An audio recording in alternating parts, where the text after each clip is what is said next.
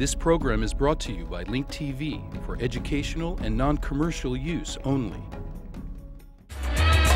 U.S. President George W. Bush has used strong language to describe his vision for a Palestinian state. But why did Mr. Bush face a deeply skeptical and occasionally hostile Palestinian audience? He desires peace between the Palestinians and the Israelis, but is Iran on his hidden agenda?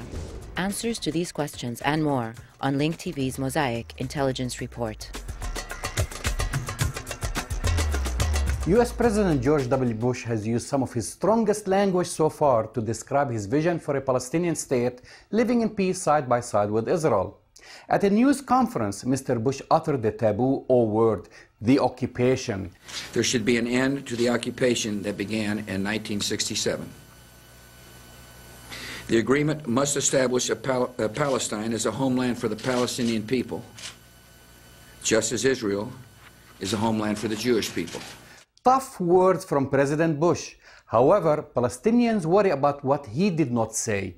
He avoided answering the question on the future of Jerusalem and the implementation of past UN resolutions. Look, the UN deal didn't work in the past, and so now we're going to have an opportunity to redefine the future.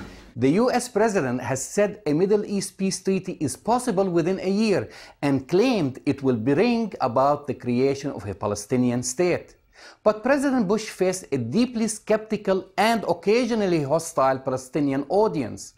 Away from the red carpet welcome, Palestinian policemen were beating demonstrators outside the Muqata'a, where Abbas and his entourage offered praise to Bush. One demonstrator carrying a sign, "Bush is a war criminal," was wrestled to the ground. Meanwhile, a remark he made about whizzing through Israeli checkpoints on his way to Ramallah from Jerusalem attracted laughter and chuckles from reporters and diplomats alike. You'll be happy to hear that my motorcade of a mere 45 cars was able to make it through without being stopped. But I'm not so exactly sure that's what happens to the average person. But this was not funny to Palestinians, many of whom experienced long delays and humiliation on a daily basis while passing through the very same checkpoints. Next on his agenda, Bush will make stops in Kuwait, Bahrain, the United Arab Emirates, Saudi Arabia, and Egypt. Though many Arabs are concerned that rather than focusing on the core Israeli-Palestinian issue during his regional tour, President Bush will be concentrating on forging a regional front against Iran. A columnist in one Saudi paper worried that Bush's bloodlust meant he would choose to leave office with a bang. In Kuwait, Bush will be welcomed as a friend. However, Kuwaiti officials have repeatedly said that the emirate will not allow the United States to use its territory as a launchpad for any strike against Iran. Mr. President, the region needs smart initiatives, not smart bombs, the Kuwaiti newspaper Al-Ra'i said in a front-page editorial. So far, the Arab media is split between describing Bush's visit to Palestine and Israel as a pilgrimage for peace and a rallying the support for a strike on Iran.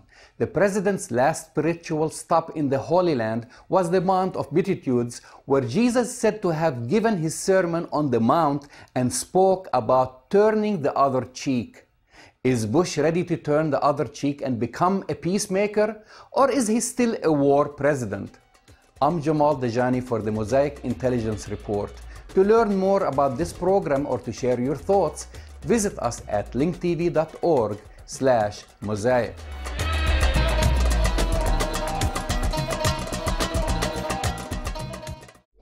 This program was brought to you by Link TV for educational and non-commercial use only. Link TV is the only U.S. television network devoted to global and national news, with uncompromising documentaries and diverse cultural programs which connect you to the world.